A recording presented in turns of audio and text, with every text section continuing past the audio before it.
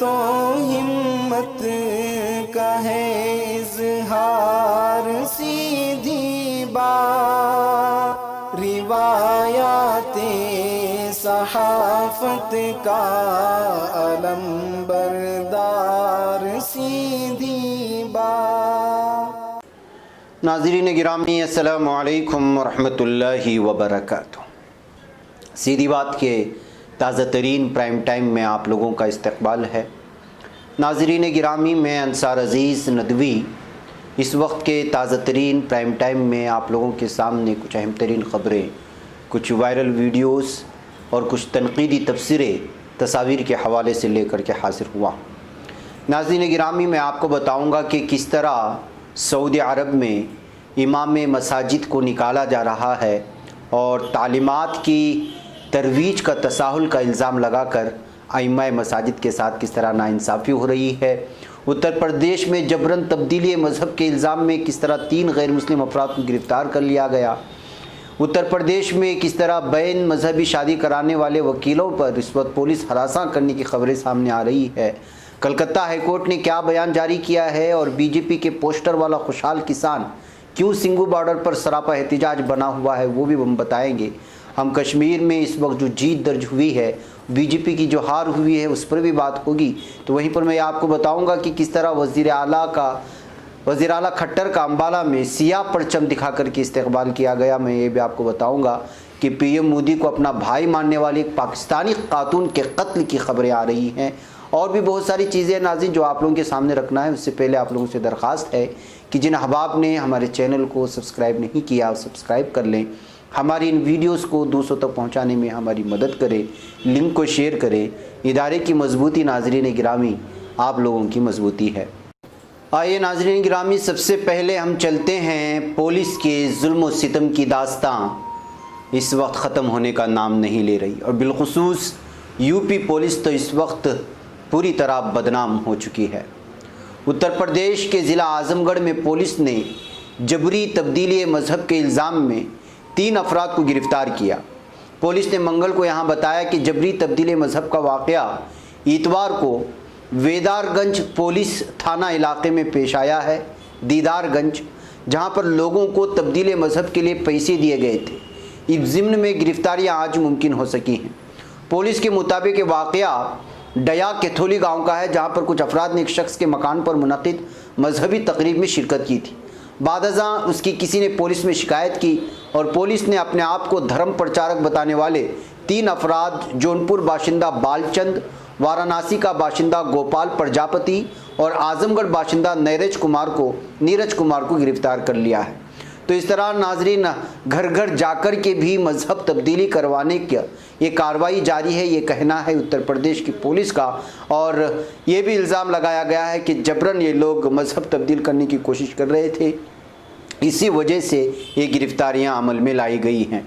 लेकिन ये जो गिरफ्तारियां हुई हैं, इस गिरफ्तारी को लेकर के नेशनल मीडिया अभी तक किसी भी तरह का तबसरा नहीं कर रहा है। वजह क्या है? आपने मुल्जिमान के नाम सुन लिए हैं। यही वजह है कि अगर यही मामला मुसलमानों के साथ वाबस्ता होता तो अलग ही अंदाज में मीडिया इसको पेश करके न जाने पूरा आसमान सर पे किस तरह उठा लिया होता।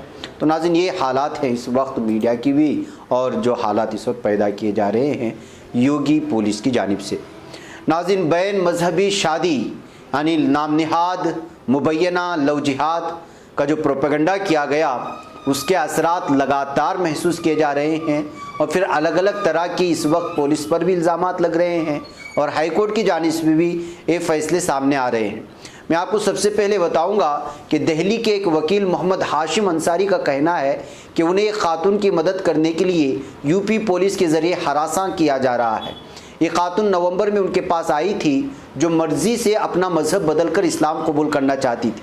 खातून ने बाद में यूपी के ईटा के जिलेसर के जावेद अंसारी नाम के मुस्लिम नौजवान के साथ शादी की।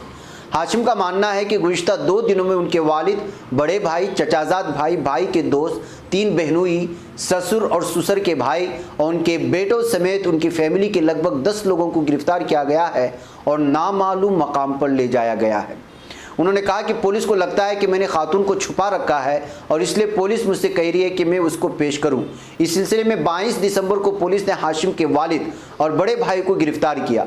इन 8 लोगों में से वो अपने बहनोई से ही बात कर पाए हैं, जिन्होंने उन्हें बताया कि उनसे पूछा गया है कि क्या वो हाशिम अंसारी को जानते हैं, और जब उन्होंने कहा कि वो जानते हैं तो पुलिस ने उन्हें अपने साथ ले गई। इसके बाद उसे अपने बहनोई से पैगाम मिला जिसमें कहा गया था हमें जेल भेज दिया गया है, आप हिंदू लड़की को पुलिस को सौंप दें वरना शाम तक हमें भी जेल भेजा जाएगा। हाशिम का कहना है कि मुमकिन है कि पुलिस ने पैगाम उनके बहनोई के फ़ोन से भेजा हो। पुलिस जोड़ी की तलाश कर रही है जो अपनी ज़िंदगी बचाने के डर से छुपे हुए हैं।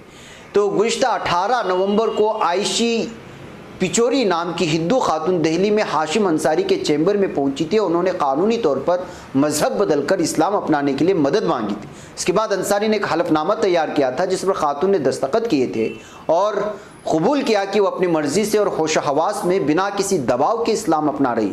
उन्होंने मजहब तब्दील करने के बाद आयशा नाम भी अपनाया था और इस सारी की सारी चीज़ें खातून की इस्लाम में दिलचस्पी थी। काजी के सामने रस्म करते वक्त उन्होंने बिना किसी की मदद के कलिमा भी पढ़ा। जब वो अपनी मर्जी से मजहब बदल रही थी तो सवाल उठाने वाला मैं कौन हूँ। वो अकेली आई थी और लग रहा था कि वो बहुत हौसलामंद भी है। 10 दिन बाद उन्होंने जावेद नाम के एक मुस्लिम नौजवान से शादी भी कर ली। तो नाज़रीन, ये पूरी दास्तां है कि किस तरह से एक बालिग लड़की या कोई भी बालिग नौजवान अपनी मर्ज़ी से किसी भी इस्लाम को कबूल कर, किसी भी मज़हब को कबूल कर सकता है। ये हिंदुस्तान के आईन में है और उसके बाद वो अपनी मर्ज़ी से शादी भी कर सकती है, लड़का हो या लड़की, अगर वो बालिग है। तो फिर इसके बावजूद क्यों इस तरह से जो है योगी की पुलिस हरासा कर रही है, समझ में नहीं आता। इसी तरह आज कलकत्ता हाईकोर्ट से भी खबर आई। जी हाँ, कलकत्ता हाईकोर्ट ने कहा है कि अगर कोई बालिग खातून अपनी मर्जी से शादी और मजहब तब्दील करती है तो अदालतें उसमें दखल अंदाजी नहीं कर सकती। बार एंड बेंच की रिपोर्ट के मुताबिक जस्टिस संजू बनर्जी और जस्टिस अरिजीत बनर्जी की बेंच ने 19 साल लड़की के वालिद की अर्जी पर सुनवाई करते हुए तबसरा किया था। लड़की ने अपनी मर्जी से मजहब तब्दील करके शादी की थी। पुलिस के बयान के मुताबिक लड़की ने अपनी मर्जी से ऐसा किया है और वो अपने वालिद के घर लौटना नहीं चाहती हैं। वहीं वालिद का इल्ज़ाम है कि उसकी बेटी पर दबाव डालकर पुलिस बयान दर्ज करवाया है। इसलिए लड़की ने मजिस्ट्रेट के सामने दूसरा बयान देते हुए कहा कि मजहब तब्दील करने के लिए उस पर किसी तरह का दबाव नहीं था और ना ही उसने कोई झूठा बयान दिया है। तो नाज़रीन, आप अंदाज़ा लगा सकते हैं कि किस तरह से अलग अलग तरह से जो है लोगों पर अलग अलग तरह बयानबाजियाँ लेकर के जो पहले मुसलमान हो चुके हैं उनके ख़िलाफ़ मामला दर्ज करवा करके या उनको जिन्होंने ताउन किया कानून के मुताबिक जिस तरह नाम बदलने के लिए कानून बनाया है, जिस तरह इस्लाम कबूल करने के बाद उसका पूरा बायोडाटा चेंज करने का एक कानून बना हुआ है और सारी की सारी चीज़ें अदालतों के देख रेख में हो रही हैं और उन्हीं की तरह से एक पूरी तरह प्रोफाइल तैयार होती है।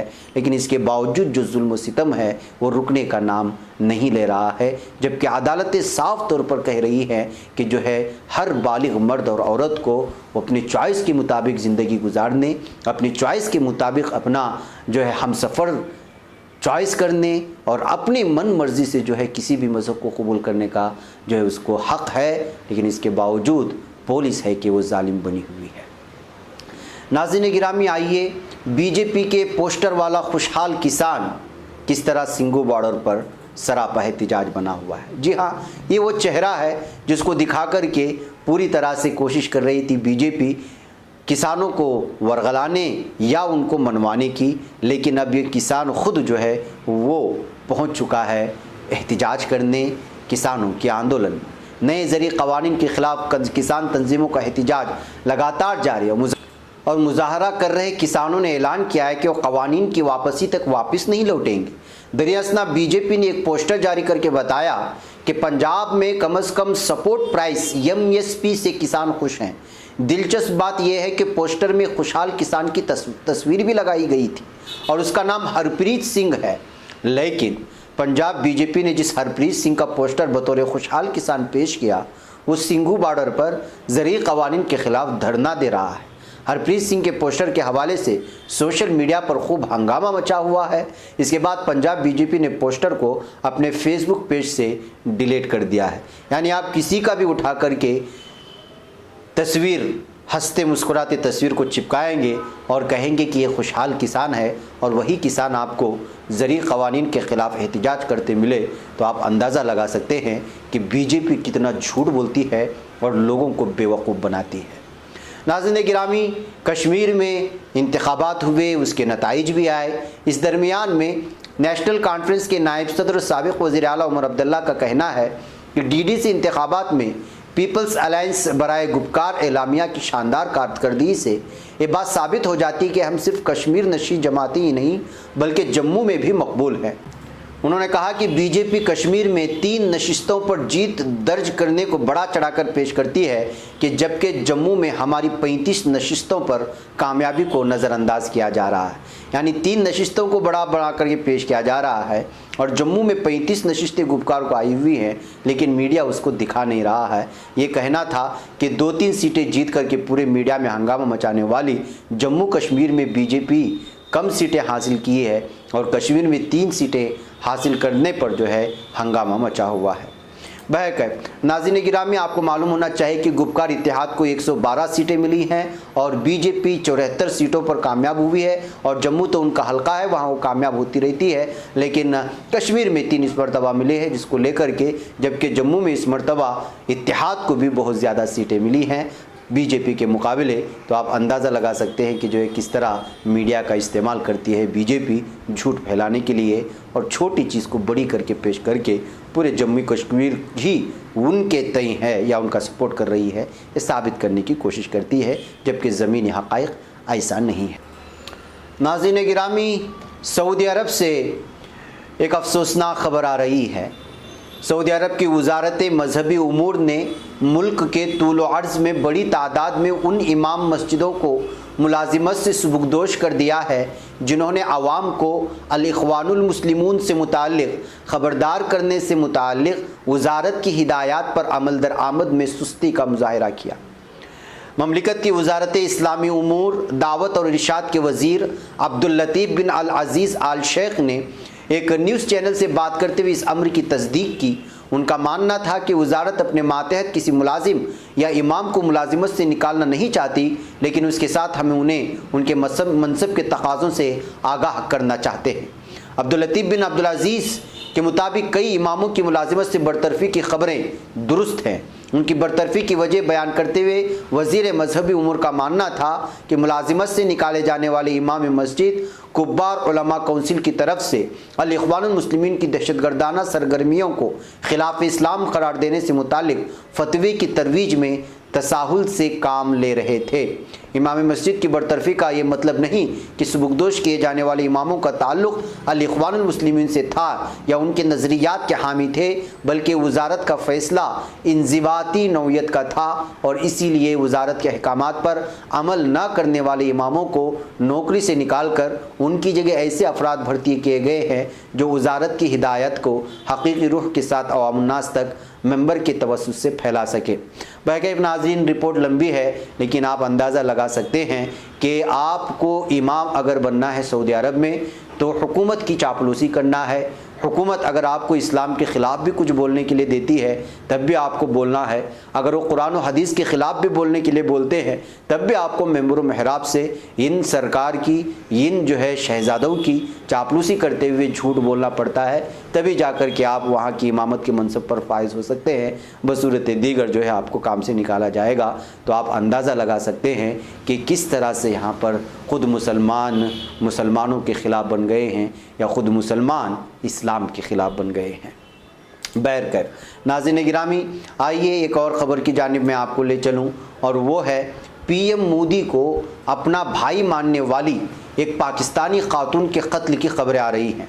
पाकिस्तान के बलूचिस्तान में फ़ौज की बर्बरियत के ख़िलाफ़ आवाज़ उठाने वाली खातून समाजी कारकुन करीमा बल्लोच की मुश्तबा हालत में मौत हो गई। इतवार से लापता बताई जा रही है। करीमा की लाश टोरंटो में मिली।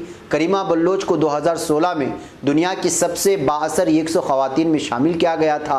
वह ऐसी खातून थी जिन्होंने पाकिस्तान के मज़ालिम की दास्तां अक़वाम मुत्तहिदा में बयान की थी। वाज़ेह है कि साल 2016 में रक्षाबंधन पर बलोच तलबा ऑर्गेनाइजेशन की सदर करीमा बल्लोच ने PM मोदी को अपना भाई बताते हुए एक जज्बाती पैगाम जारी किया था। उन्होंने कहा था कि सभी बलोच ख़वातीन उनकी तरफ उम्मीद की नज़र से देख रही हैं। उन्होंने PM मोदी से ये भी गुजारिश की थी कि वो बैनुल अक़वामी फ़ोरम पर हुकूक़ इंसानी की खिलाफ वर्जी के ख़िलाफ़ आवाज़ उठाएँ। बहरहाल नाज़रीन, करीमा बल्लोच की मौत को लेकर तारिक फ़तेह ने पाकिस्तान पर शुबा का इजहार किया है। उन्होंने इल्ज़ाम आयद किया कि उसके पीछे पाकिस्तान का हाथ है। कई लोगों ने करीमा के कत्ल का अंदेशा जाहिर किया, हालांकि इस सिलसिले में फ़िलहाल कोई तफसील हासिल नहीं हो सकी है। ये तारिक फ़तेह वही मलऊन शख्स है जिसके बारे में मैं अक्सर आपको जो है पाकिस्तानी नज़ाद जो इस वक्त कनाडा में मुकीम है। बैकअप नाज़रीन गिरामी, बलोच को लेकर के बलोची जितने भी हैं वो पाकिस्तानी हुकूमत के ख़िलाफ़ और फ़ौज के ख़िलाफ़ अक्सर एहतिजाज करते हुए नज़र आते हैं, जबकि मकामी पाकिस्तानी मीडिया बलूच के अवाम के इस पाकिस्तानी मुखालिफत को लेकर के अलग तर्ज से पेश करता है। वहाँ की अपनी अंदरूनी सियासत है। बैकअप अब नरेंद्र मोदी को भाई कहना और अलग अलग तरह के बयानात को लेकर के जो खातून सुर्खियों में रही, जाहिर सी बात है कि उसके मौत पर जो है अलग अलग तरह की शुबहात ज़ाहिर किए जाते रहेंगे। बैकअप नाज़रीन, आखिर में मैं एक हादिसे वाली ख़बर आप लोगों के सामने रख कर की इजाज़त लूँ कि सिंगम नगरी प्रयागराज के फूलपुर में वाक़े इंडियन फार्म्स फर्टिलाइज़र को यानी फर्टिलाइज़र कोऑपरेटिव लिमिटेड, इसको इफ़को कहा जाता है, वहाँ मंगल की देर रात बड़ा हादिसा हुआ। कंपनी के यूरिया प्रोडक्शन यूनिट में एमोनिया गैस लीक के जद में आने से कई लोगों के मौत होने जबकि 15 से ज़ायद मुलाजिमीन की तबीयत बिगड़ने की खबरें आ रही हैं, जिन्हें मुख्तलिफ़ अस्पतालों में दाखिल कराया गया है। बीमार मुलाजिमीन में की तादाद में इजाफा भी हो सकता है। असिस्टेंट मैनेजर वीपी सिंह और डिप्टी मैनेजर अभिनंदन की इस हादसे में मौत होने की खबरें आ रही हैं। तो इस तरह से जो है लगातार अलग अलग फैक्ट्रीज़ में अलग अलग तरह की यूनिटों में गैस लीक होने की वजह से, आग अचानक भड़क जाने की वजह से इस तरह के वाक़यात लगातार हादिसात पेश आ रहे हैं। अपने गुजरात और इसके अलावा आंध्रा और तेलंगाना से भी ये खबरें सुनी थी, अब जो है ये खबर इस वक्त यूपी से आ रही है। बैकअप नाज़रीन, मुझे यहाँ पर इजाज़त दें, इंशाअल्लाह ताला फिर मुलाकात होगी। अस्सलामु अलैकुम वरहमतुल्लाहि वबरकातुहू। खबर पढ़ने का तुमने भी अजब अंदाज पाया है, रवादारी के जज्बे ने भी तुम पे नाज पाया है, इसी रह में मोहब्बत का हंसी एजाज पाया है, तुम्ही हर अंजुमन में हमने तो मुमताज पाया है, मुमताज पाया है, तुम्ही से है तरक्की पर अजीज अंसार सीधी बात, अजीमत जुर्अतों